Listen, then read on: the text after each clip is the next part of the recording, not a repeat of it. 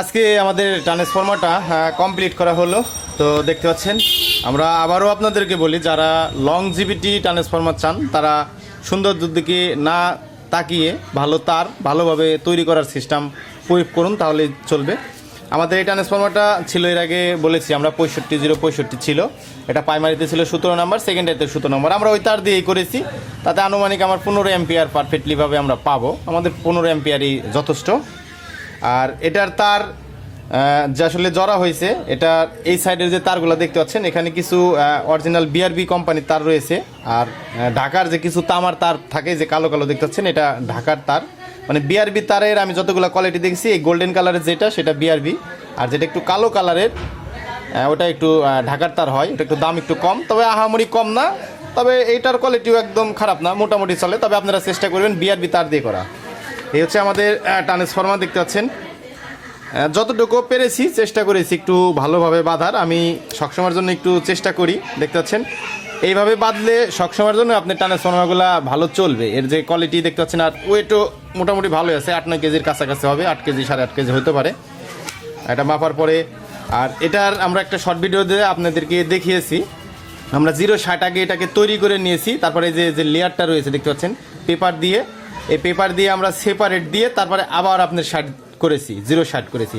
এখন এই ট্রান্সফরমারটা হয়ে গেল আমাদের 60-060। এখান থেকে 3টা লুক বের করে নিয়েছি, এখানে তার দিয়ে আমরা কানেকশন করে বের করে নিব। আর যে 12 ভোল্ট 13 ভোল্ট যেগুলো আর কি ছোটোখাটো ভোল্ট, সেগুলোতে আপনাদের যদি 1 পয়েন্ট 2 পয়েন্ট এদিক সেদিক হয় তবে সমস্যা নাই। তবে এমপ্লিফায়ার ট্রান্সফরমার জন্য যেটা মেন আউটপুট, সবসময়ের জন্য চেষ্টা করবেন 1 পয়েন্ট যদি এদিক সেদিক না হয় তাহলে ভালো হবে। বর্তমানে আমাদের লাইনে 35, 36, 34-এর ভিতরে আপ ডাউন করতেছে। আমরা এটা 30 ভোল্ট হিসাবে বাধাই করছি, তো এটাতে এখন 60-060 পাবো। আমাদের লাইনে বেশিরভাগই আপনার 32-35 ভোল্ট এরকম থাকে, তো এটাতে আমরা 35 ভোল্ট 34 ভোল্টেই আপনার এটা 60-060 করেছি। তো চলুন এবার মেপে দেখা যাক যে আসলে কেমন। আমরা এখানে এসি কেবল লাগিয়ে নিয়েছি, আর এটা আমাদের এসি লুক। এখন দেখবো যে আসলে আমার যে বলেছিলাম যে আসলে অ্যাকুরেট হয় কি না। আমরা এসি লাইনটা দিয়ে দেবো এখন, আর এটা মিটারটা বোঝার জন্য এখানে রাখবো আপনাদের বোঝার সুবিধার ক্ষেত্রে। আশা করি দেখতে পাচ্ছেন, একটু এদিকে রাখি, হ্যাঁ আশা করি এখন দেখতে পাচ্ছেন। আমাদের এখানে এসি ভোল্ট আউটপুট করে, আমরা এসিতে মিটারটা সিলেক্ট করে নিয়েছি। মাঝখানেরটা আমাদের 0 ভোল্ট গ্রাউন্ড ধরতে পারেন, আমরা এক সাইডে ধরি, দেখি কত আসে। দেখতে পাচ্ছেন 60.56-7, যেহেতু বিদ্যুতের ভোল্টেজ আপ ডাউন করছে, যখন 37-38 উঠে যাচ্ছে তখন এমন হচ্ছে 7 দেখাচ্ছে, এখানেও 7। তাহলে আমাদের হচ্ছে 60-060। আমরা এটা কাউন্টের সাথে ধরবো, এটার সাথে এটা আমরা ধরবো, দেখতে পাচ্ছেন এটা 60.7। এটাতে যদি আমরা ধরি 60.7, মূলত এই ট্রান্সফরমারটা মানে আপনি যদি আলাদা আলাদাভাবে তার বাধাই করেন, সেই ক্ষেত্রে ভোল্টেজটা একটু অ্যাকুরেট করাটা টাফ হয়ে যায়। তবে আমি এর দীর্ঘদিন এর আগে থেকে ট্রান্সফরমার বাধাই করি। আমি কাস্টমারের উদ্দেশ্যে তৈরি করি না, আমি আমার নিজের উদ্দেশ্যে তৈরি করি। কারণ আমাদের যে ট্রান্সফরমারগুলো বাঁধতে খরচ পড়ে, কাস্টমার অত টাকা দিয়ে ট্রান্সফরমার কিনবে না, সেই জন্য কাস্টমারের সাথে বেশি কথা না বাড়িয়ে আমি আমার নিজের জন্য তৈরি করি। এই ট্রান্সফরমারটা আমার নিজের জন্যই তৈরি করছি। আর এটার কিন্তু যথেষ্ট ফায়ার ভালো দিচ্ছে, সিরিজে দেওয়া আছে। এটা আবার শর্ট দিলে আমাদের বেকার নেমে যায়, দেখতে পাচ্ছেন। এটা সিরিজ কানেকশনে দেওয়া রয়েছে, দেখে জ্বলতেছে। তো চলুন আরেকবার দেখি যে আসলে এখন বিদ্যুতের ভোল্টেজ আছে 236 ভোল্ট, 35-36। এখন কত দেখায়? 60.6,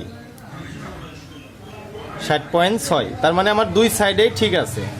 মূলত 1 পয়েন্ট 2 পয়েন্ট এদিক সেদিক হলে সমস্যা হয় না। তবে আমি এটা বাধাই করলাম আপনাদের দোয়া ভালোবাসা আল্লাহর রহমতে, দেখতে পাচ্ছেন 60.7, 60.6। এপাশে যদি ধরি, এপাশে এখন দেখাচ্ছে 8, 7।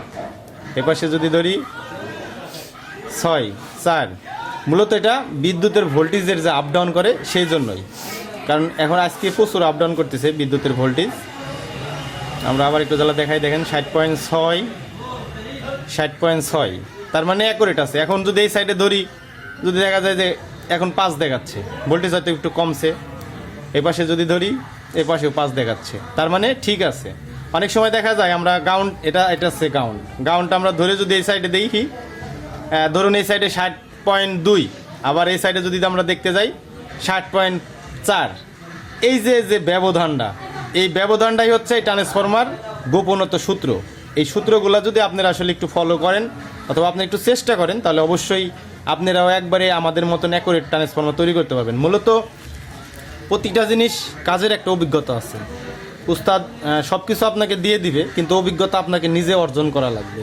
তো সেই জন্যই আমরা বলি যে আপনারা ট্রান্সফরমার তৈরি করবেন, কিছু এর যে ফর্মুলা রয়েছে সেগুলোকে আগে জানবেন, তাহলে তৈরি করতে পারেন। আমরা অনেক ভাইয়েরকে দেখেছি যে পায়ে আপনার হাফ ভোল্টের কাছাকাছি ডিফারেন্স থাকে, তারপরে 2.3 পয়েন্ট ডিফারেন্স থাকে। তো এই ডিফারেন্সগুলোতে কী হয়, এমপ্লিফায়ারে আমরা যখন সেটিং করি, এমপ্লিফায়ার সার্কিটে যখন আমরা পাওয়ার দিই, এই পাওয়ারের ক্ষেত্রে আপনারা যেটাতে বেস ভোল্টেজ বলেন, আমরা এটারে বায়োসিং ভোল্টেজ বলি। এই বায়োসিং ভোল্টেজ দেখবেন আপনার হচ্ছে অ্যাডজাস্ট হয় না। এক সাইডে দেখবেন যে আপনার 2-4-5 পয়েন্ট বেড়ে আছে, এক সাইডে দেখবেন কমে আছে। ওই ক্ষেত্রে কি হবে, যেই সাইডে বেশি বেড়ে আছে ওই সাইডে আপনি দেখবেন যে ট্রানজিস্টরটা একটু হিট বেশি হচ্ছে, আর এক সাইডে কম হচ্ছে। আপনি সার্কিটে তখন দোষ দেন যে সার্কিটের জন্য বায়োসিং অ্যাডজাস্ট হয় না। তবে আপনাকে প্রথমত খেয়াল করা লাগবে যে ট্রান্সফরমার যে সাপ্লাই ভোল্টেজটা আছে সেটা আমার অ্যাডজাস্ট আছে কি না। সেটা যদি অ্যাডজাস্ট থাকে তবে বায়োসিংয়ের ক্ষেত্রে দেখা যায় আপনার ওই 2-4-5 পয়েন্ট ডিফারেন্স হলে আহামরি সমস্যা হয় না। কিন্তু যখন আপনার হাফ ভোল্টেজ 1 ভোল্টেজ ডিফারেন্স হয়ে যায় মিলি ভোল্ট, তখন প্রবলেমটা হয়। তো আমি সবসময়ের জন্য ট্রান্সফরমার এক্সট্রা করে তার জড়ি 60.6, 60.7 দেখাচ্ছে এইবার। এ দেখেন 6, এবার যদি আবার আমরা ধরি আবার 6। মূলত এইভাবে আপনারা ইজিলিভাবে ভোল্টেজ রেকর্ড করতে পারবেন। আর যারা আসলে নতুন ট্রান্সফরমার বাঁধতেছেন অথবা ইউটিউবে বিভিন্ন সাইট থেকে ভিডিও দেখে শিখতেছেন, আপনারা যাদের খুব কাছের আছে, ভালো লাগে ভিডিওগুলো, তাদের ভিডিওগুলো দেখবেন, দেখে এর কিছু কিছু ধারণা রয়েছে নেবেন। যখন ফার্স্ট টাইমে আসলে একটা ট্রান্সফরমার বাধাই করা হয়, অ্যাকুরেট করাটা খুব কষ্ট হয়ে যায়। আপনি যখন 2-4টা বাধাই করবেন দেখবেন অ্যাকুরেট হয়ে যাবে। আপনি ফার্স্ট টাইমই বাধাই করেন, কিন্তু এই ট্রান্সফরমার উপরে আপনার ভালো একটা যে হিসাব নিকাশ রয়েছে সেটা যদি আবার আপনার মাথার ভিতরে ভালো ক্যাচ করতে পারে, তাহলে আবার দেখবেন ট্রান্সফরমার ভোল্টেজটা অ্যাকুরেট আছে। তো যাই হোক, আমরা এখন এটাকে কটন দিয়ে একটু জ্বালা সিস্টেম করব। আর এখানে তো জানেনই আমাদের নিজের ট্রান্সফরমার, এখানে আমরা একটু ডেট মেট দিয়ে দিব আসলে কত তারিখে এটাকে আমরা তৈরি করলাম। আর এই ট্রান্সফরমারটা ভাঙ্গার প্রথম কারণ হচ্ছে, এই ট্রান্সফরমারটা হচ্ছে আমার একটা এমপ্লিফায়ার ছিল পুরাতন, সিলভারের তারগুলা নাই তো দেখাইতে পারতেছে না। এটাতে যে 17 ভোল্ট, 15 ভোল্ট, 12 ভোল্টের যে ইয়াগুলো ছিল, আউটপুট ভোল্টেজ ছিল, সেগুলোতে সিলভারের তার ব্যবহার করা হয়েছিল। আর বাদবাকি এখানে কিছু বিআর ভিউ আছে, কিছু ঢাকার তামার আছে। তো এটাতে কোনো সেপারেট দেওয়া নাই, জাস্ট আমি ট্রান্সফরমারটা খুলেছিলাম এই জন্যই, যেহেতু আমি নিজে ব্যবহার করবো, আমি চাচ্ছি আমার মন মতন একটু জ্বালা লংজিভিটি বেশি করবে, ট্রান্সফরমারটা হিট কম হবে, আসলে কিভাবে করা যায় সেই জন্য ট্রান্সফরমারটাকে খুলেছিলাম। যেহেতু 65 ভোল্ট ছিল, আমরা 60 করলাম। তো এই ট্রান্সফরমারটার লুকটা আমি খুলে দেখি যে একটু সিলভারের তার ছিল, ওটাকে আমরা ফেলে দিছি, ওটা তো আমি জীবনেও ব্যবহার করব না। আর এই ট্রান্সফরমার যে আসলে প্রাইমারি তারটা আর সেকেন্ডারি তারটা, এর ভিতরে শুধু সেপারেট দেওয়া ছিল এই একটা পেপার দিয়ে সেপারেট দেওয়া ছিল। আমি সবসময়ের জন্যই প্রাইমারি আর সেকেন্ডারি যে তারটা জড়ানো থাকে তার ভিতরে 2টা সেপারেট দিই। একেতে আপনার এটা আমরা জোরে নিই, জড়ার পরে এটার উপরে কটন দিই, মোটরের যে কাজগুলো করে, যে সুতার আর কি ডিম পাওয়া যায় কিছু, তো সুতার ওই ফিতার মতন আর কি, ওইগুলো আমরা ব্যবহার করি। ওটা ব্যবহার করার পরে ওটার উপরে আমরা বার্নিশ দিই, বার্নিশ দেওয়ার পরে ওটা শুকাই। ওটা এত হার্ড হয়, আপনার ওই গ্যাস লাইট দিয়ে যদি আগুন আপনি মায়েরাও রাখেন তাও ওটাতে আগুন ধরবে না, আর এত পরিমাণে হার্ডই হয়। তো এটার ভিতরেও আমি সেমভাবে করেছি। আমাদের বিভিন্ন ট্রান্সফরমার ভিডিও আমাদের চ্যানেলে দিয়ে আছে, আপনারা দেখলে হয়তো বা কিছুটা ধারণা পাবেন। তো সবাই ভালো থাকবেন, সুস্থ থাকবেন, আল্লাহ হাফেজ।